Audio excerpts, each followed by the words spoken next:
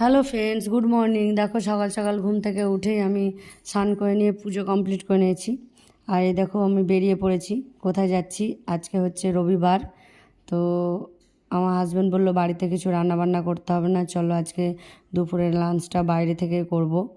তো আমরা যাচ্ছি এখন বহরমপুর, কারণ আমার ছেলের কিছু কেনাকাটা আছে। তো কিছু কেনাকাটা করে তারপর আমরা বহরমপুরে লাঞ্চটা করে বাড়ি ফিরবো।